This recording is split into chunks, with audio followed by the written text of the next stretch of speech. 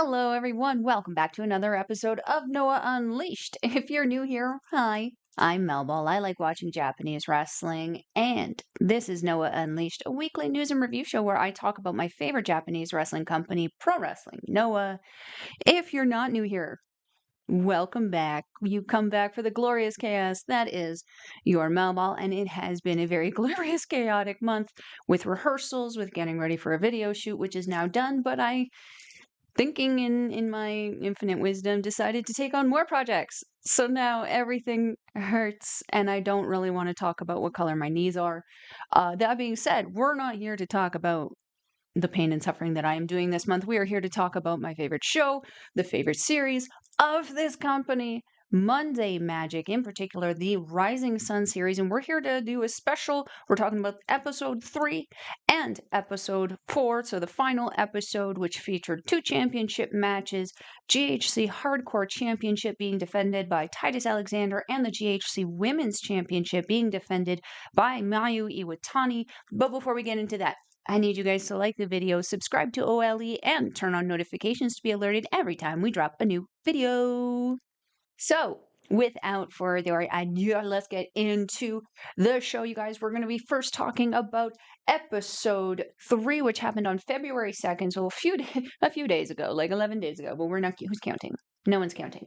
Y'all might be counting. I'm not good at math, but we're going to get into it now.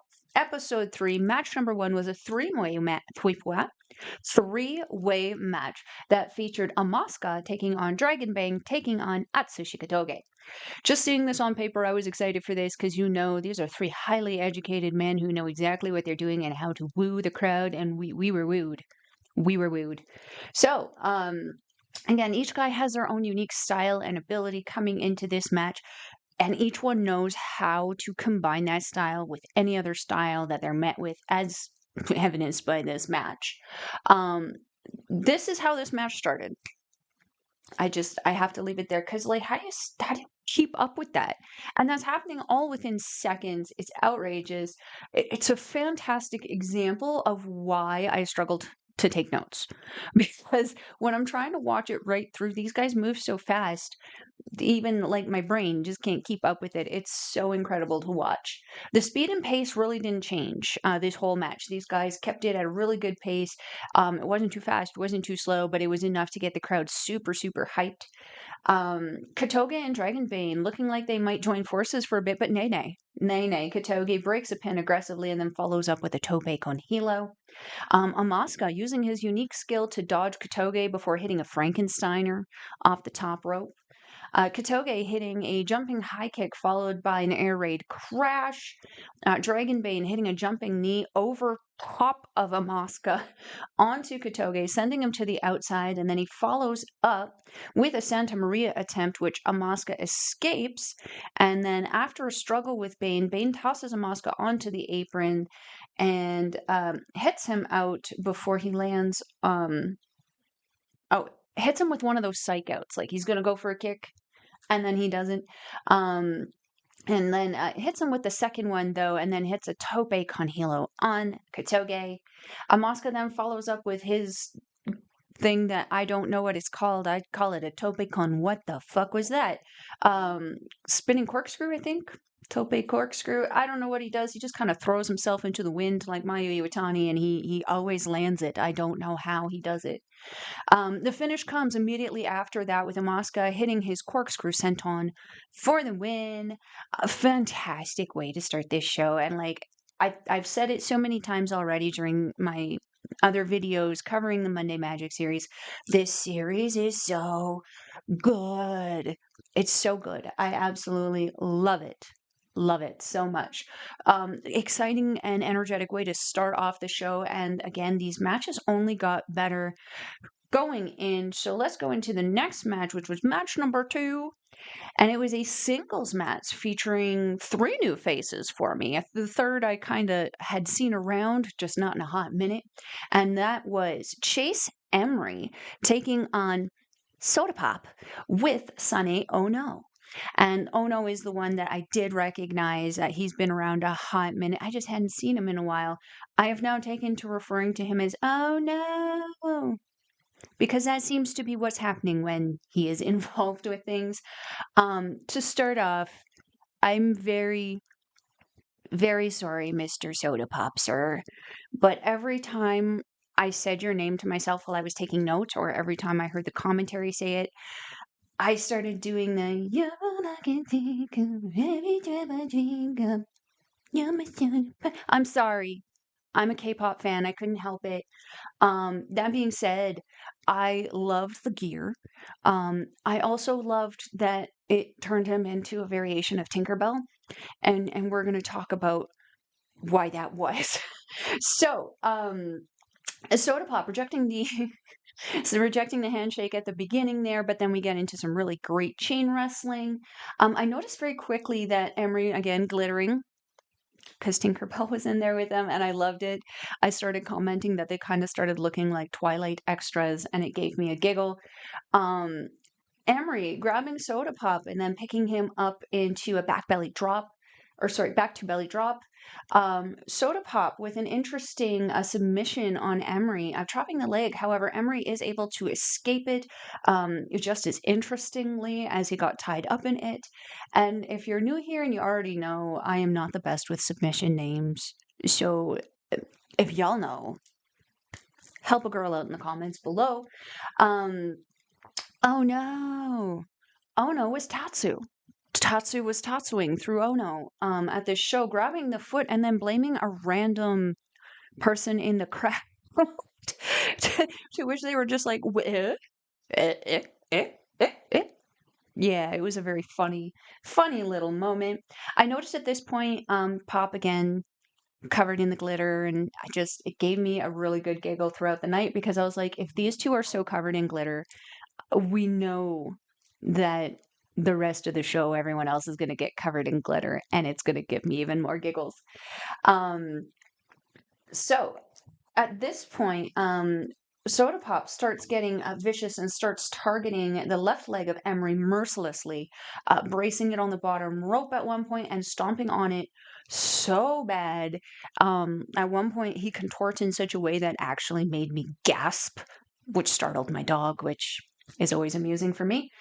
Onoo, at this point, actually Tatsuing and hits Emery on the outside, at which point the impact is not noticed. But Emery does go for revenge, which is the distraction that Soda Pops need to pop him with a kick. Belly to belly suplex by Emery looked really, really great. The finish comes with Emery going to the top turnbuckle, but Soda Pop rolls through and tries to steal the pin, but Emery rolls through, readjusts, and pins Soda Pop for the win. This was such a fun match. I just wanted to note Emery kind of gives me classic. I always mess up how to say this name. Is it Orndorff? Paul Orndorff? Giving me Orndorff vibes. Give me classic vibes with like a modern twist on it.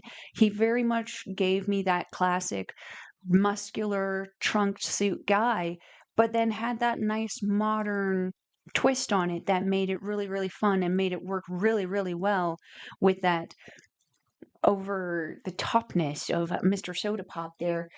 This match was really, really good. I really loved how these guys laid into each other. It was very strong style, considering both of these guys, to me, I think were new to the strong style. Gave me strong style vibes, and I was like, immediately, these guys are going to interact with the rest of the crew very, very well. Okay, so from here, we got an announcement for the Universe Magic show that's happening on March 9th through April 6th. And we also get the next Monday Magic series that's going to be happening, which is the Inside Out season, which will feature 3 shows happening on May 18th, May 25th, and June 8th, which brings me so much joy because that's happening right in the middle of my birthday season. Because, yes, it's a season, and I get to have my favorite series running. It's like a little birthday gift to me. And then they also let us know that Wrestle Magic is going to be happening on June 15th in Quirken Hall. So, From here, we're going to go to match number 3, which was a 3-way tag team match featuring all of the ladies of the GHC division, I guess, which includes Great Sakuya and Alivia Rose taking on Zones and Dream Girl Ellie taking on Marie Malenko. Marie Malenko and Sophia Sivan. I had an extra verses instead of an ampersand. Silly Melball. Anyway, this is a few new faces for me. So I know obviously Great Sakuya. I know Zones. Alivia Rose is new for me. Dream Girl Ellie I've heard of but not seen before. Same with Sophia Sivan. I've heard of her, hadn't seen her wrestle before. And then Marie Malenko. The last name sounds familiar. It should. These were all new girls for me, and boy, I took a lot of notes for this, so let's get into it, you guys. I love seeing new faces, first of all. I love seeing those new faces, and I love seeing how those new faces interact with the girls that we are used to, like Zones, like Sakuya. I was not disappointed with this match. This was phenomenal. So immediately I was drawn to Malenko and Sivan. Both have a really cool, fantastic look. They did this little intro with flips and splits, which I absolutely loved. And then Malenko doing a pose behind Sivan. I was like, oh, this is going to be so much fun. And it was. It was. Team Muscle Mommy, Zones, and Dream Girl Ellie, absolutely love seeing them. I love me a Muscle Mommy. My favorite, Great Sakuya, teaming up with Alivia Rose. Alivia Rose? Is that how I say it? Girl, give me shit if I need to in the comments. Let me know phonetically how I'm supposed to say her name correctly so I don't insult you. But I love the blue gear on Rose. It looks very, very nice. Very, very, like, it just fits with her so well, along with the styling and the way that she wrestles. So, I was a bit worried at the beginning here. Zone's getting a little close to Sakuya, but luckily she did not choose to miss. She did not choose to miss Zones. However, there was a misting within the crazy and chaos of this. There's a fun 3-way lockup to start here with some impressive reversals. Each woman moving around effortlessly in the ring. There's a judo toss from Sivan. Looked freaking great. I love me a good judo toss. Sakuya coming in and gently reminding everyone what happens when you get in her way, or if you don't, apparently with the Johnnies as well. Again, the misting happening just kind of as a taunt and not anything necessarily functional right now. As it happens, this kind of results in Zones and Malenko teaming up against Sakuya briefly before arguing over a pin attempt. Malenko holding her own against the powerhouse Zones, hitting her with a second rope crossbody, but Zones does come back with a shoulder tackle, but then gets tatsued by Sakuya. There's a passion shake by Zones.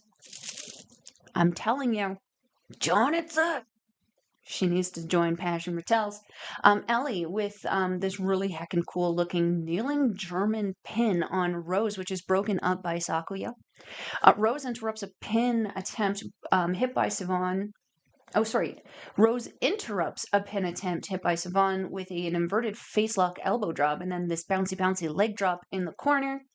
Sivan then hits a solid Falcon Arrow on Sakuya after a brief exchange and an adorable low-angle taunt with a drop kick. And I was like, yep, this girl's going to be one of my favorites now.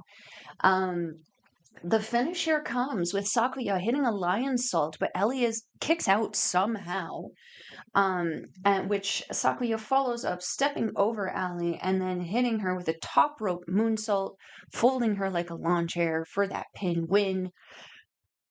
Wow. This was such a fun match, you guys. Like, again, I love the Monday Magic series because I get to get this introduction to so many other talents, which then makes me have to watch even more as they go back home and do all their stuff that I can get access to. This was such a great match and introduction for Malenko, for Rose, for me, for Ellie, also for Sivan. This was so much fun. This was such a great interaction with all of them. And there was at no point in time did I think, hey, these girls are new. It's very obvious that they are so good and travel so well and train so well and work so well. And I just sat and enjoyed how effortless and entertaining this match was. Post match, Sakuya again celebrating with Rose. I was a little concerned because you never know how that's going to go. No misting for Rose. Good job, girl. You got out of there. Sakuya once again spells out GHC. And then Mayu Iwatani shows up to confirm that, hey, you want to F around? Let's find out. They proclaim that the next episode, Monday Magic, the final episode, they will have a match for the GHC Women's Championship, and I'm so excited. I'm so excited. I've been waiting for this. Sakuya being here since the beginning of the GHC Women's Division. I'm so excited for this opportunity for her. We are then left with an interpretive dance from Great Sakuya, which I always love to see. And as she should be dancing, she got what she wanted. She wanted a championship match. She got it. She also got a win. She also got a win in this thing. So it's like, yes, what a great way to end this match. And this is only the third match of the show. So from here, we're going to go to match number 4, which I have a lot of notes on because it was the Magic Rumble. And what I loved about this Rumble was that there were so many participants in it, and we got a participant from a different country in every single participant. I was so excited, and this is why I love this with this show, this series.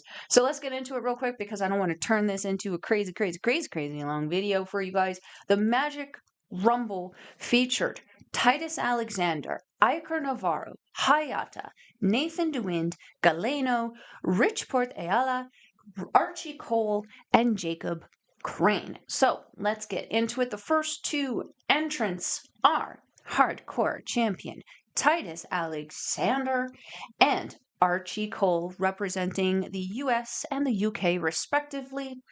I have to put my finger up here because there are so many notes, you guys. Okay. These two shook hands. We love us sportsmanship. When they lock up, though, these two wrestled to a standstill and then just simply waited while the counter counted down. And by the way, it was 60 seconds. Every 60 seconds, a new person did enter the fray. So the next one out is Nathan DeWind. Nathan DeWind is representing the Netherlands, and he immediately hits Alexander with a springboard crossbody. The next entrant out is Rico, that's not the right name, Richport Ayala, who is representing Puerto Rico. He enters and boots Alexander, yeets Cole, and then slams DeWind, but then he eats a triple drop kick from all the men that he just beat up.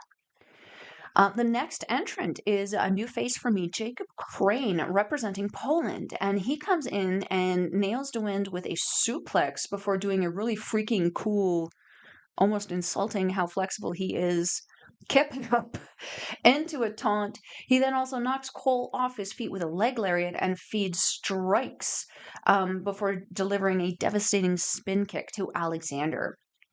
So the next entrant is Iker Navarro, representing Spain, and he comes in on Cole and Crane with a flying crossbody. He follows up with a jumping high kick and a whip reversal into a Rana with what looked like a Uranagi into a senton on DeWind. He also then manages to reverse a springboard cutter attempt by Alexander into a back body drop. The next entrant is HAYATA, representing Nippon, Japan. He immediately is in after Alexander, but is distracted by Crane, who gets HAYATA's signature shoulder tackle into a very springy atomic drop and a low angle kick. So the final entrant here is the Aztec giant Galeno, representing Mexico. He comes in and shoulder tackles and lariats everybody.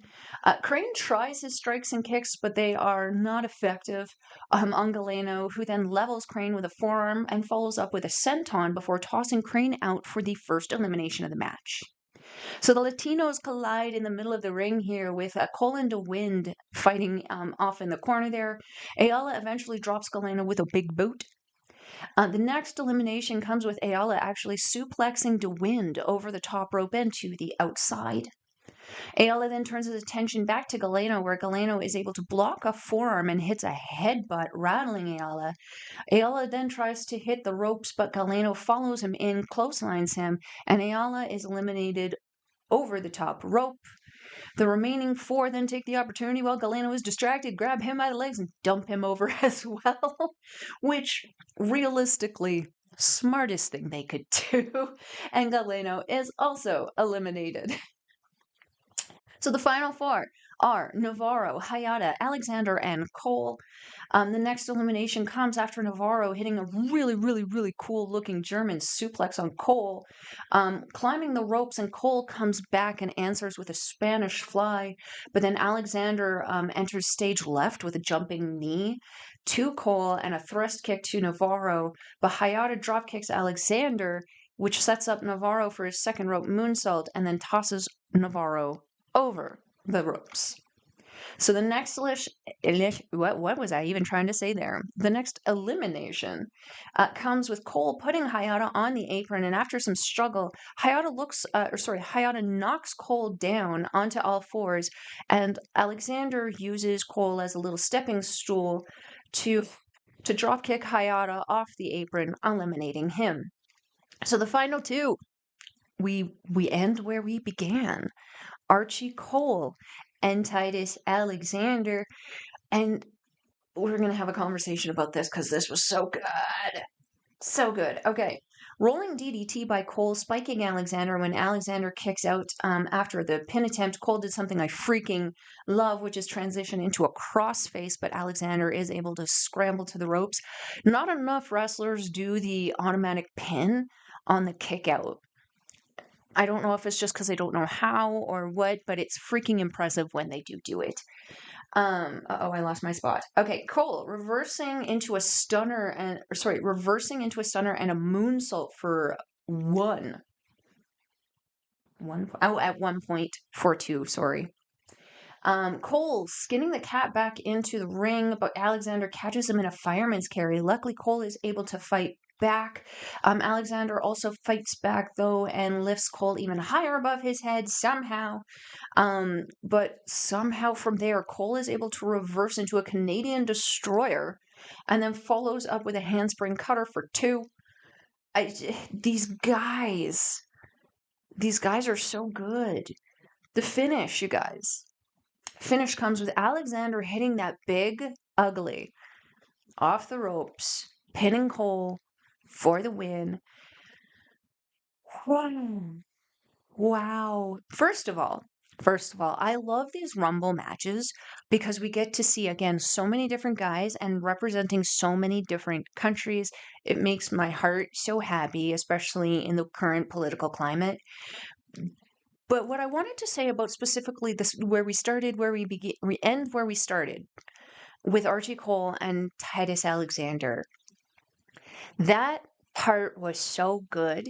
I feel like it should have been its own match. And I would love to hope and pray that in the next Monday Magic series that we get that. Just a singles match between Titus Alexander and Archie Cole, because holy heckin' crap, you guys. That would be the best thing ever. Literally the best thing ever. They didn't need to hide it in this Rumble match. That deserves its own spotlight. That being said, every single participant in this match did so good. It was so fun. The crowd was oohing and awing. Myself oohing and awing the whole time. What a great match. What a great just time.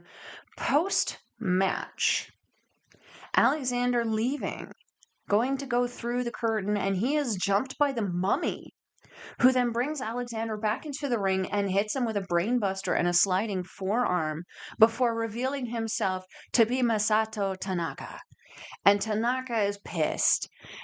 And it is implied, because I can't speak Japanese yet, that he wants a shot at Titus Alexander's GHC Hardcore Championship, and we are confirmed that next week at the final episode of the Monday Magic series, which we're going to talk about in a little bit, we are going to see Titus Alexander defend that GHC Hardcore Championship against Masato Tanaka. Let's freaking go. I'm so excited. It sucks that Alexander got jumped, and I hope you're okay because your back's still messed up. But dang, I love the storylines of this. So we're going to go from here. Match number 5, which was a 6-man tag team match that featured the team of Naomichi Marufuji, Kenoh, and Masakatsu Funaki, taking on the team of Daichi Hashimoto, Masaaki Mochizuki, and Hikaru Sato. Yeah, my tone changed on that second team because I realized in my watching of the Monday Magic series that there is a man who utterly terrifies the shit out of me, and that is Daichi Hashimoto. The man is a stone wall. He doesn't show a lot of emotion, and he is highly educated in the art form of destruction of personal property being you. He very well trained man, and we saw this in this match, and he has built such a character that has no fear, and it scares me. It scares me a lot while impressing me at the same time. Yes. Anyway, let's get into it. Kenoh.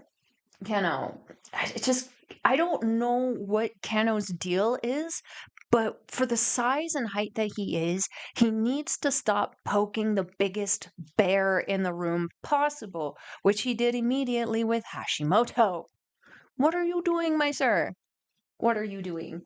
Um, so again, Kenoh, at the beginning of this match, not even Hashimoto's not even legal at this point. I believe it was Sato who actually started the match.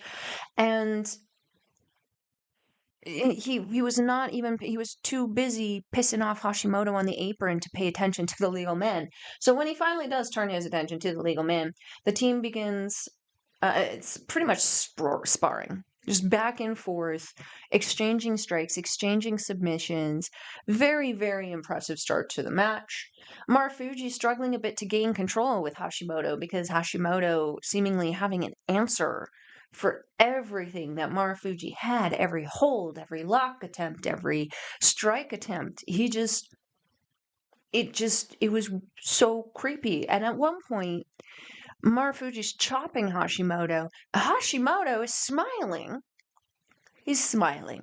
This man, again, utmost respect for the education that he has and his ability to hurt people, but goddamn, I am terrified.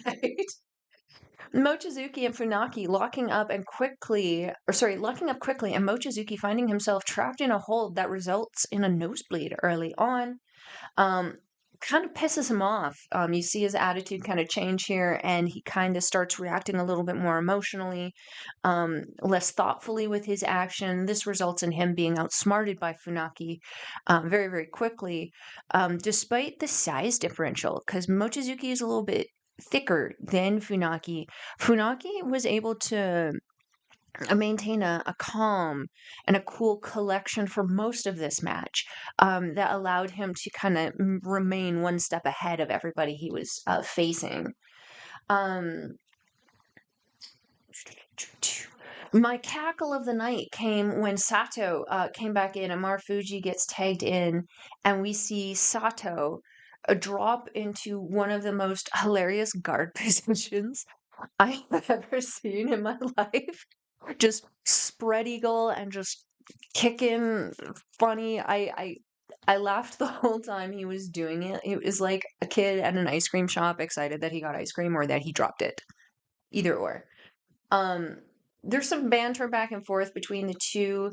That ends with Marufuji finally coming into the ring after the ref convinces Sato not to pull down his pants for some reason. Hashimoto coming in against the calm aura of Funaki, but Hashimoto getting involved before being tagged in annoyed Funaki, and this was where we saw that calm and collection of Funaki start to kind of crack a little bit.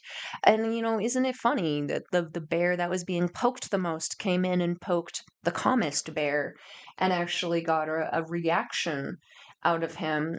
We start to see Hashimoto start reacting to strikes, though, from Funaki, and then Funaki being lured into the ropes where Hashimoto hits a sudden missile dropkick on Funaki.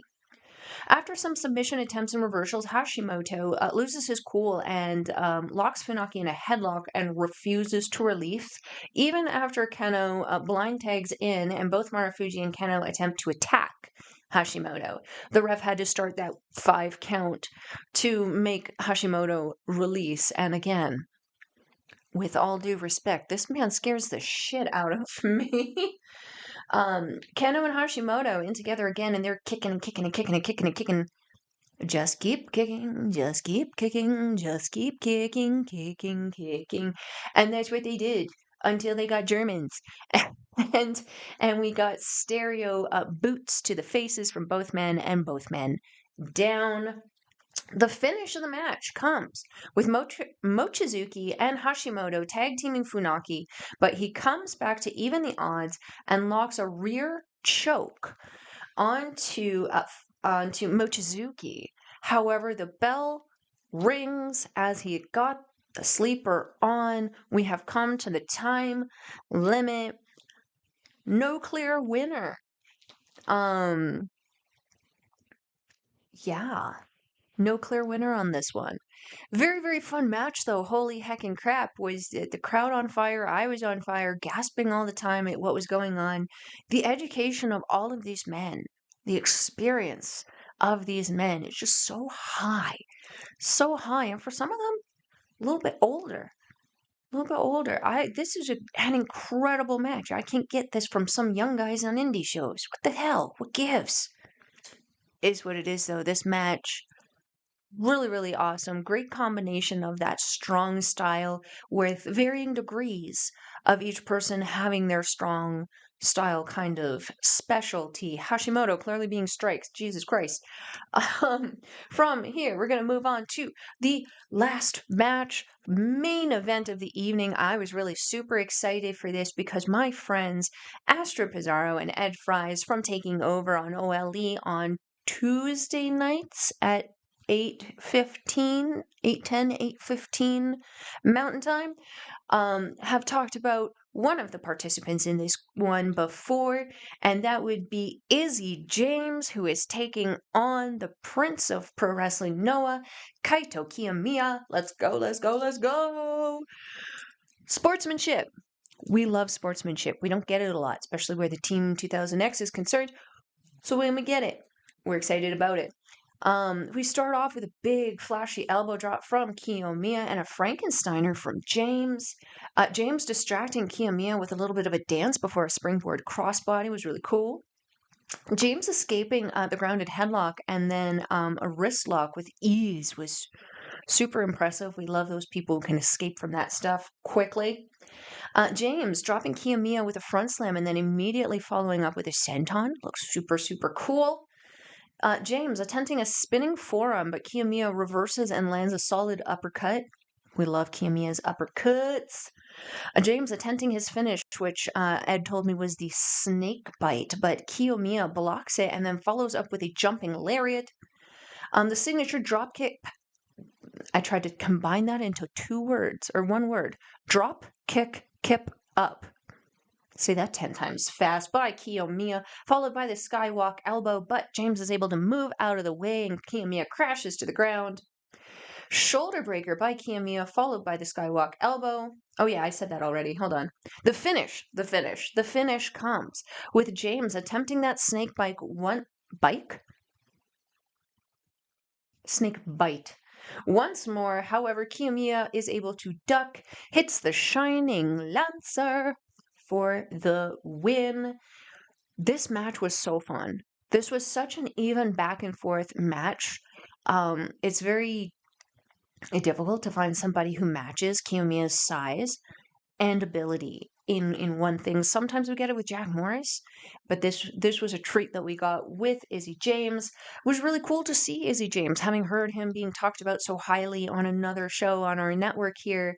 So it was really, really cool to see him in person. I hear Ed's very excited to see these matches himself. The pace was fantastic. The swelling and slowing of the match and the energy of the match was very, very well controlled by both participants, and both participants very, very much loved by the crowd. You could hear them cheering for James as much as they were cheering for Kiyomiya. Post-match, we see Kiyomiya bring back James, who was trying to kind of leave, let Kiyomiya have his moment. He brings him back in. They have a little chit-chat. We see the raising of the arm, sportsmanship end. Again, we love sportsmanship endings because where Team 2000X is concerned, we don't get that a lot. So that was episode 3, February 2nd of the Monday Magic series. What did you guys think? Did you guys get a chance to check out this show and see how it was? Were there any new faces for you? Let me know in the comments below what you guys thought. From here, we're going to go into the final episode. Alrighty, guys. So from here, we're going to go into the final episode of the Monday Magic series.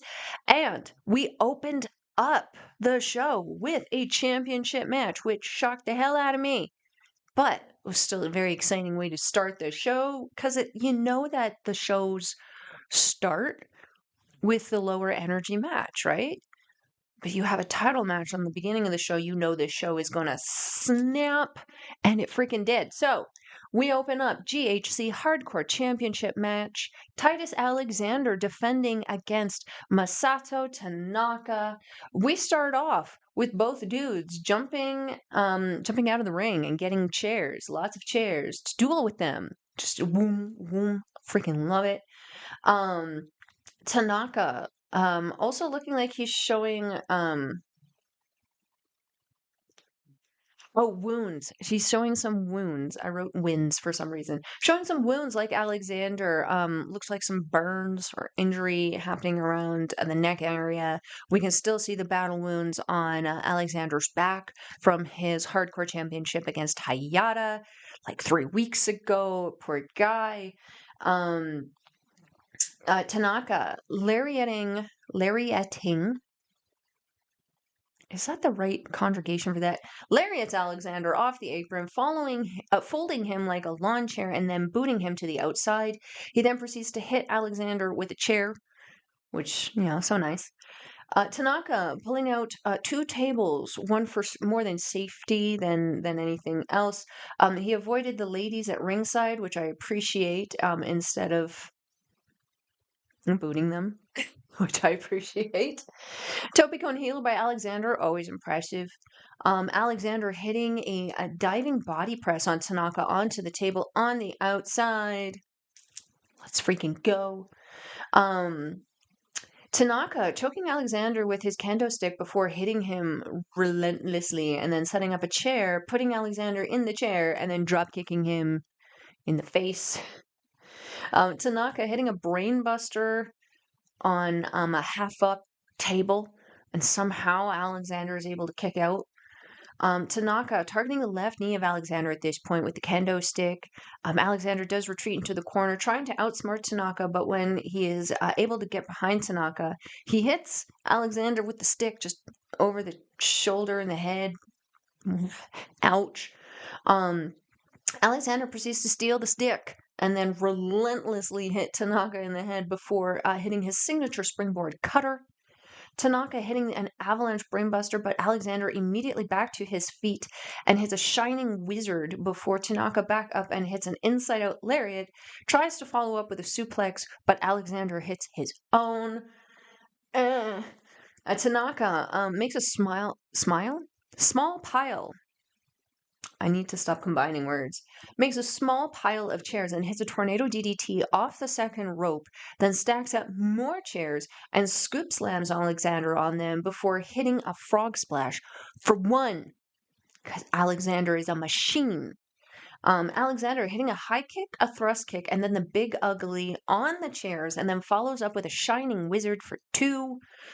The finish. The finish comes after Tanaka nails Alexander in the head with a chair and then follows up with that sliding forearm, pinning Alexander, and we have a new GHC Hardcore Champion. Holy shit. Holy shit. I didn't want to see Alexander lose the title right away, but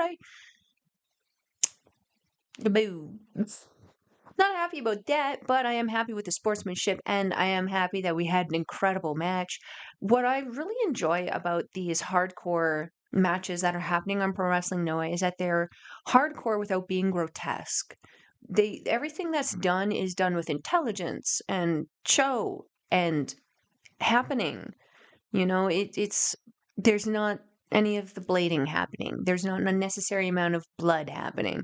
There are those matches, but they kind of stay true, I think, to separating hardcore from death matches, which I am appreciating a lot. And I can actually say I enjoy the hardcore matches that are happening on Pro Wrestling Noah because they're not done with the purpose of grossing me out. They're done with the purpose of entertaining me, which, thank you.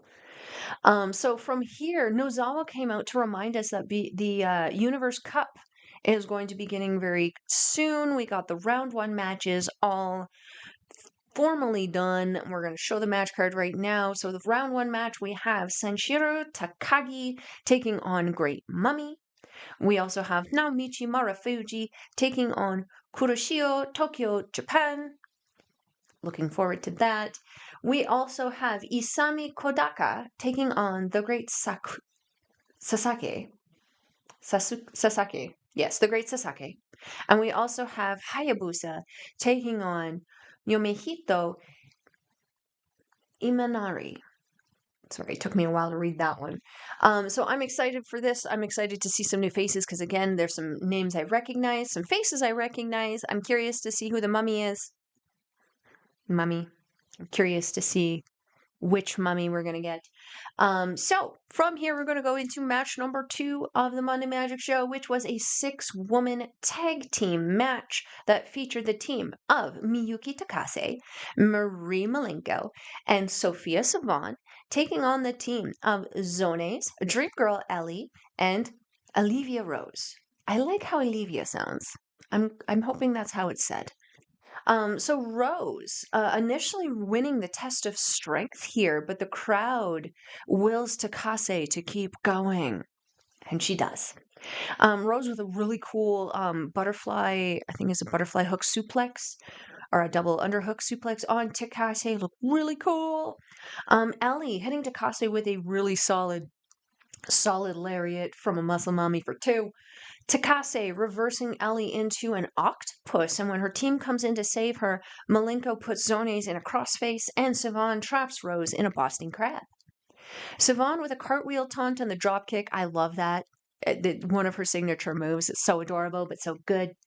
The Battle of the Muscle Mommies. So Sivan and Zones try to out-muscle each other. Sivan hits a Samoan drop, and Zones also hits her own.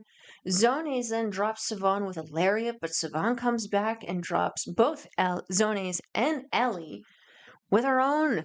My goodness, these girls are so strong. I love it. Sivan drops Rose perfectly for Takase and then yells at Rose to stop wiggling into place for her double stomp. This is a solid group of girls. Solid group of girls. Remember to trust them, girl. They know what they're doing. They get where they need to go. There's an example of this in match 4, which I'll also talk about something similar that happened. So Zones, Ellie, and Rose all running in on the opposite team after a war cry.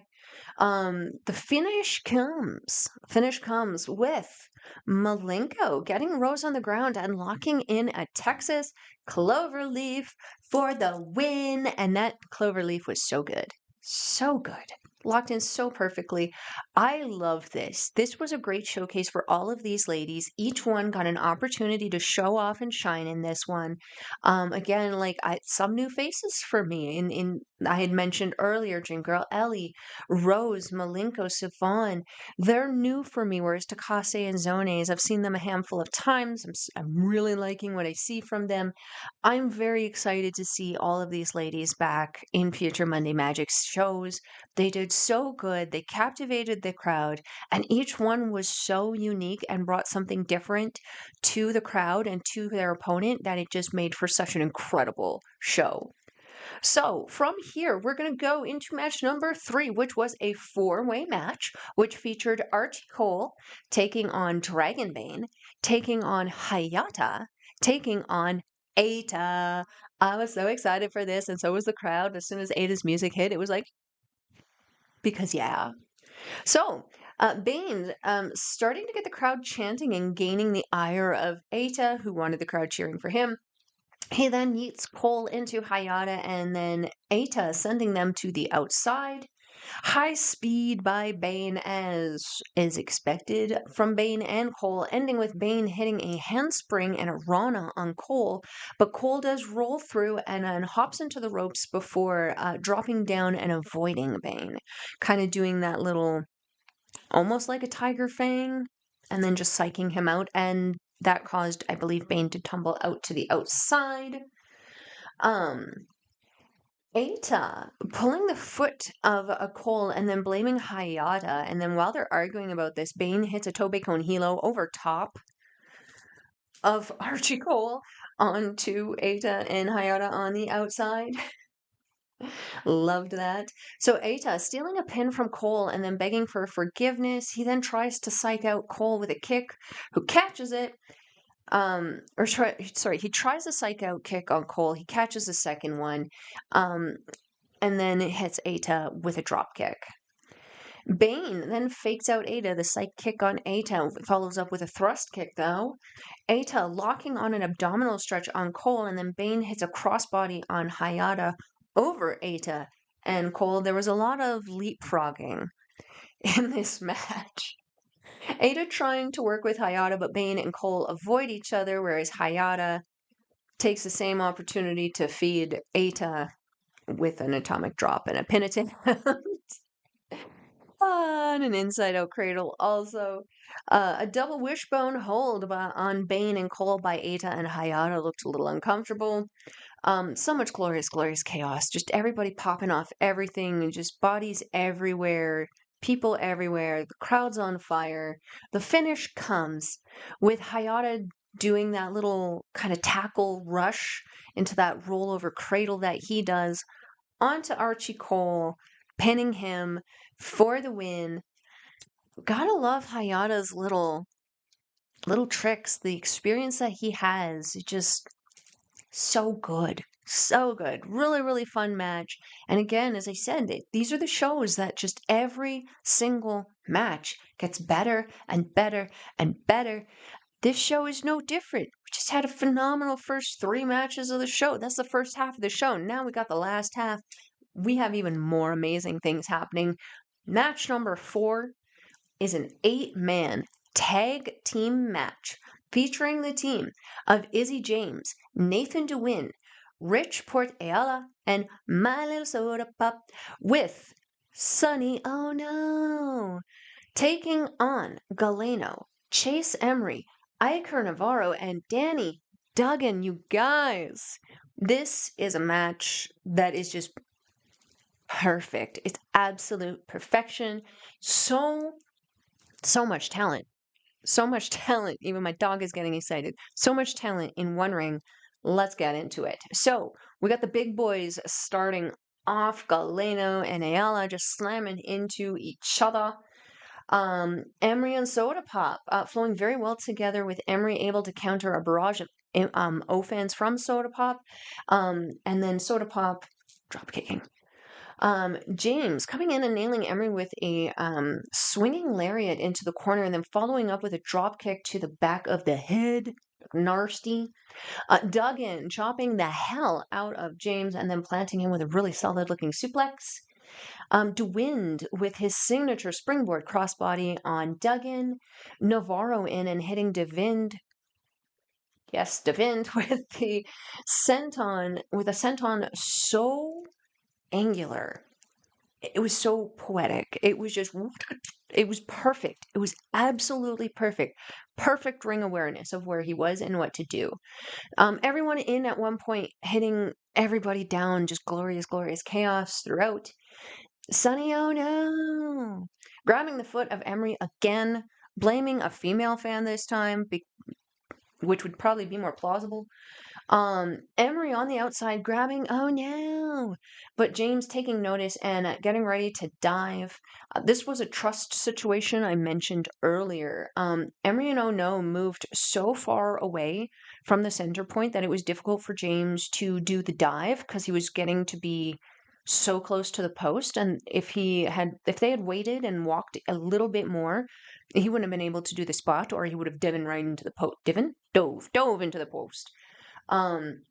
He trusted Onoo to notice, and he did, and he stopped, and this resulted in them being able to do the move perfectly. It was phenomenal. I had a little giggle when Duggan threw up. I was like, wrong team. Wrong team. This is Team 2000X. The point is all rebellion, dude. I had a little giggle at that. DeWind and Soda Pop hitting those stereo crossbodies on Galeno and Duggan. I think I've mentioned it before, but I love the feral energy that Iker Navarro brings to his wrestling. It's just so good. Team Big Boys trying to take out Ayala, but comes back overpowering them all.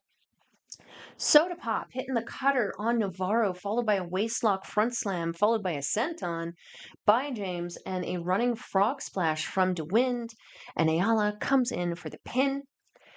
After some chaos, Navarro is able to hit a spine buster. I love me a good spine buster on Ayala. So the finish here comes with Navarro reversing what looked to be an attempt at a spinning side slam, trapping and pinning Richport Ayala for the sudden win, and a shocking win. Ayala was not expected, but we still got a sportsmanship, and it had to be worked on. They had to be called back in for the sportsmanship, but I loved seeing it because, again, this was one of those matches where we saw so much representation from all over the world in one match, and I live for these matches. So, match number 5, you guys. We had a tag team match. Another little surprise here for the Monday Magic Show. All Rebellion, Alejandro and Kaito Kiyomiya taking on Los Tranquilos de Japón, Bushi and Ryusei. So this is my first time seeing Ryusei. I'd heard of him, I'd seen the face before, but hadn't seen any of his matches or his wrestling style. So let's find out together, if you're also unfamiliar, how this went. The Lucha Boys starting off the match, Alejandro and Bushi, with Bushi doing his signature kawaii pose, taunting Alejandro, but Alejandro showing him up a bit and looking to do his tiger fang taunt as well, but instead of doing the butt slap he usually does, he rolled into the kawaii and taunted Bushi, and I love it. I love to see sass coming out of Alejandro at this point. This pissed Bushi off enough that he forgot what team he was on and started passion shaking the bottom rope. Ryusei is very, very good. I really like the lucha style he has. The only thing that I didn't like about him was the color of his gear. And that's really like just a stupid thing to focus on. It's just a color that kind of blends in with his skin tone a little bit. Otherwise, his match was so good. His skill, so good. I can see why Naito and Bushi recruited him, absolutely. He has a very, very high speed, but he also knows when to speed things up and when to slow them down. His ability with in-ring psychology is already very, very high, which I appreciate seeing. We got the signature rewind kick from Bushi, followed by the backcracker by Kiyomiya. On Kiyomiya. Kiyomiya hitting a mini skywalk elbow on Ryusei, where he just kind of hopped on the second rope instead of going all the way up. And he hit this little wiggle before going down. The finish, however, comes with Alejandro hitting a plancha on Bushi, and then Kiyomiya hitting a Shining Lancer on Ryusei for the win. Very, very fun match. Very, very nice way to introduce Ryusei to the Noah crowd. Very nice way to introduce him to me, because now I get a kind of a feel for what he is. He does have that lucha sense, but there's a lot of technicality in there as well. Forward to see how he grows with Los Tranquilos de Japón, where they go from there. I'd heard he'd been traveling quite a bit around the kind of Eastern Asian area there recently, promoting and doing his best. So I'm excited to see what we get from him coming forward. So from here, we're gonna go into the main event of the evening, which is the match I have been waiting for. I've been waiting for. And it is for the GHC Women's Championship. Champion Mayu Iwatani defending against Great Sakuya. Let's freaking go! I'm so excited for this. Okay, let's get into it. You guys, starting off with the ceremonial mist from Sakuya, because bless this match, bless this title, bless my title reign, future, etc., etc. Sakuya then offering the hand to Iwatani, who is understandably hesitant to shake the hand after what usually happens to people who shake Sakuya's hand. Kind of rage baiting Sakuya. Sorry, Sakuya is kind of rage baiting Iwatani in this sense, using the handshake as bait and then, pulling it away right when she's about to shake it and doing her little interpretive dance instead, which I love because it's far more effective than a middle finger. Iwatani getting swooned and dipped by Sakuya and then blocking what she thought was a missed attempt. I would like to be dipped and dined and whatever. The frick. Anyway, okay. Sakuya trying to miss again on an incoming Iwatani, but Iwatani sees it and actually avoids. And at this point, Sakuya was on the outside, trying to miss Iwatani, who was running towards her, who was on the inside of the ring. She saw and was able to kind of dive out this side of the ring there, and then at this point the match does spill out into the crowd. There's a hair toss and a kick to the back by Iwatani on Sakuya, but then Sakuya comes back, slamming Iwatani onto the apron and then into the chairs before propping her up on a chair and booting her off of it.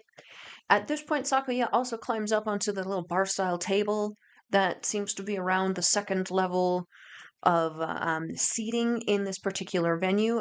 If you know or watch DDT wrestling, this is a venue I think that is typically used by them for that thing. So, like, maybe you guys, if you know, it's a permanent table, and she was able to just easily walk across it and start doing a little interpretive dance just to kill time, because why not? After she is done dancing, Iwatani ends up introducing Sakuya's face to the ring post, which is an unfortunate way to end that. There was a picture-perfect tope suicida by Iwatani on Sakuya on the outside, and then back into the ring. She traps Sakuya in the ropes and then drop kicks her to the butt. Interesting choice. Sakuya wailing on Iwatani with heavy forearms and then nailing her with a spinning back heel kick, an axe kick, and then a somersault leg drop, because why not? Freaking cool. Sakuya hitting Iwatani with a barrage of forearms, rattling her before a wicked-looking backcracker. And then we also got a signature springboard moonsault by Sakuya. Iwatani going for an avalanche release German, but Sakuya ends up flipping through and hits Iwatani with a high angle German suplex. When I say high angle, I mean that thing was not a U. That was not a wee like we use it. It was a hook high. It was a V. It was no wee. It was a V. Very, very cool. The finish comes as the crowd chants for Sakuya. Iwatani struggles with her a bit before blocking a mist from Sakuya by sucking it out of her face and then spitting it back in Sakuya's. And I freaked out a little bit. Iwatani follows up with a big moonsault press, and Mayu Iwatani retains her GHC Women's Championship. I'm not gonna lie, I was cheering for Sakuya. When this happened, I was like, yeah, yeah, yeah. The conflict within me was very great and very troublesome. But It was such an incredible main event. And again, the crowd was so on fire. Each match from start to finish was just better and better and better and better and better and better. If you're a wrestler, you want to be on these shows and you want to be on higher matches, even if it's just a second match, because you know it's going to be so good. I love this show. I love this series. Have I mentioned that? Have I mentioned that in any of my reviews? I don't think I have. I love the Monday Magic series. So I don't ramble too much about this series. That's going to bring us to the end of this show. What did you guys think? Did you guys get a chance to check out Iwatani defending against Great Sakuya? Check out the interpretive dance? I also got to say with that point, it is endlessly impressive to me that the makeup that Sakuya puts on, it does start to like transfer a little bit, but it stays on pretty much where it is for the entire match. You don't really see smudging, you just see transfer. Because there was one point in this match, it looked like I thought Iwatani had gotten slashed or something on her thigh, but it was just the red marking from Sakuya's face that had just stamped essentially onto Mayu's thigh. I'm going to not rant about that because my ADHD will take me off into places that we don't need to be. But that being said, before you guys get out of here, don't forget to like the video, subscribe to OLE, and turn on notifications to be alerted every time we drop a new video. If you want a daily dose of me, your Melball, you can catch me on the X thing at Collins Melball, and you can catch me on everything else, Facebook, Instagram, TikTok, Mastodon, and Blue Sky at Melball Collins. Thank you so much for sticking around, you guys. And I will have a video coming out more than likely in the next couple of days about the first 2 nights and my predictions for the Noah Junior Tag League this year.